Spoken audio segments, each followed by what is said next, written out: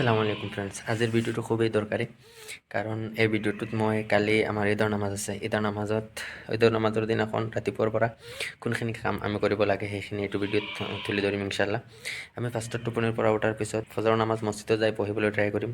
কাৰণ ঈদৰ দিনাখন ফজৰ নামাজ পঢ়াত যিমান সৱাব পাম জামাতে, as compare to another day বহুত বেছি আমি সৱাব পাম ইনশাল্লাহ। আমি ফাৰ্ষ্টত ফজৰ নামাজ দি আৰম্ভ কৰিম।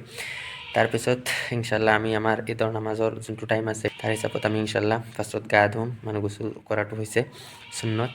তাৰপিছত আমাৰ যোনটো ভাল কাপোৰ আছে, যদি ঈদৰ কাৰণে কিনিছোঁ বাৰু, যদি কিনা নাই বাৰু, আমাৰ যোনটো ভাল কাপোৰ হয় সেইটো পিন্ধিম আৰু ইনশাল্লাহ কিবা ভাল এটা সুগন্ধি ব্যৱহাৰ কৰিম। তাৰপিছতটো হৈছে আমি ঈদৰ দিনাখন ৰাতিপুৱা নামাজত মানে ঈদুল আজহা, ঈদুল আজহাৰ কাৰণে নামাজত যোৱাৰ আগত একো নোখোৱাই ভাল। ইনশাল্লাহ আমি নামাজৰ পিছত কুৰবানীৰ গোষ্ঠী খোৱা আৰম্ভ কৰিম। আৰু তকবীৰ হৈছে ইম্পৰ্টেণ্ট, সেইটো কাৰণে আমি যেতিয়া ঈদৰ নামাজত যাম, ঈদৰ নামাজত যাওঁতে আল্লাহু আকবাৰ লা ইলাহা ইল্লাল্লাহু আল্লাহু আকবাৰ ওয়ালিল্লাহিল হামদ, এইটো আমি ডাঙৰকৈ কৈ কিনে ইনশাল্লাহ আমি ঈদগাত যাম।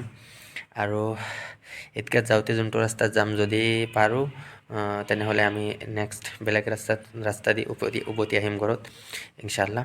আৰু এটা বস্তু, তকবীৰে তাশৰীক যোনটো হয় সেইটো আমাৰ 9 জিলহজ্জা, ইয়ানি আজিৰ ফজৰৰ নামাজৰ পৰা আৰম্ভ কৰি কিনে জিলহজ মাহৰ 9 তাৰিখৰ ফজৰৰ পৰা আৰম্ভ কৰি ঈদৰ নামাজৰ 3 দিন পিছত, ইয়ানি 13 জিলহজ্জা তক, ইয়ানি জিলহজ মাহৰ 13 তাৰিখৰ আছৰলৈকে এইটো আমি তকবীৰ ইনশাল্লাহ প্ৰতিটো নামাজৰ পিছত জোৰত একবাৰ ক'ব লাগে। সেইটো হৈছে ৱাজিব ইনশাল্লাহ। আমি সেইটো তকবীৰ দি থাকিম, মনত ৰাখিম। আৰু ইনশাল্লাহ আমি যোনসকলে চাহেবে নিচাব কুৰবানীৰ কাৰণে তৈয়াৰ হৈছোঁ, ইনশাল্লাহ আমি নামাজ পঢ়ি কিনে আহি কুৰবানী দিম।